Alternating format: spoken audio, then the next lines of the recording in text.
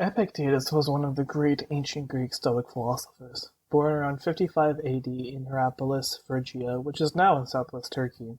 He spent his youth as a slave to Epaphroditus, who was once a slave himself and later a secretary for Emperor Nero. It is worth noting that we don't know what Epictetus' real name was. The term Epictetus means something along the lines of gained or acquired. What we do know is that Epictetus was not gifted an easy life. Beyond just being a slave, he was also crippled sometime, and it's not known whether this was because his owner had harmed him or if it was because he was born that way. However, he was interested in philosophy from a very young age and was given permission to learn from Leonius Rufus, a prominent Stoic philosopher at the time. He eventually got his freedom sometime after the death of Emperor Nero and began to teach philosophy. After the ban on philosophy in Rome, he moved to Nicopolis in Greece and founded a school of philosophy there. None of his writings actually survived. It was only one of his pupils, Aaron, who studied under him and took notes on his lectures, that we have ideas on Epictetus' teachings. Those teachings are perhaps best found in the Enchiridion. The Enchiridion, compiled by Aaron, and it means manual, is exactly what it says. It's a manual. It's a manual on how to live life, how to go about your day-to-day, and how to endure all that comes with life, the good and the bad. Living a life of simplicity, often alone and with few possessions, he died around the year 135 AD. He must have been admired at the time, since his oil lamp was purchased for a significant amount of money by one of his admirers.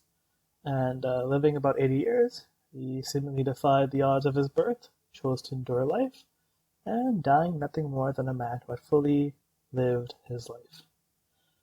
I want to talk about Epictetus' relevancy to us today, and why it's not fair to see him as some sort of ancient Greek figure when studying his teachings.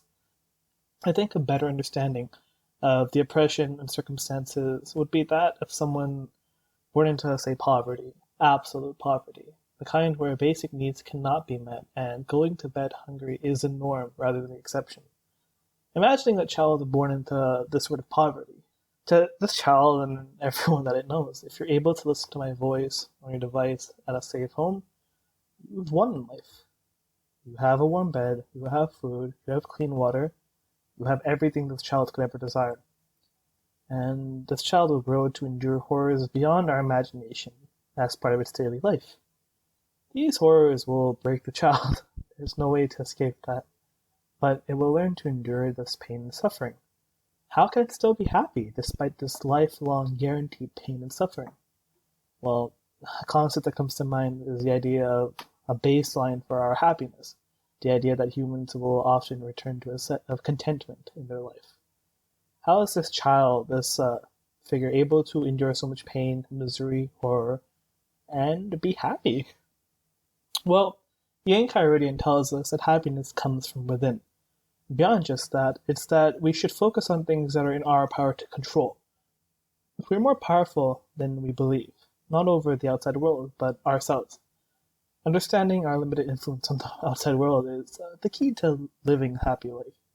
It reminds me of Simon Nazrani, a character from Jurassic World, and before he dies, he says, the key to living a happy life is to accept that you are actually never in control. The world's going through a pandemic right now. Now is better than ever to explore Epictetus' thoughts. We've had to endure, and some of us have had to endure more than we've ever had to before. While I take this journey through the Enchiridion, I want to create a record of it, something I can look back on to remember not only the hardships we're suffering right now, but also a reminder that we're not alone in this journey of life. Life is tough, challenging, painful. It's easy to think people in the past did not live life with the same emotions, feelings, and experiences that we do. But reading about people's writings at the time, they lived lives as rich and as meaningful as our own, if not more. Perhaps we can learn from their struggles and build off of it. I hope you all enjoy the journey with me. Thank you.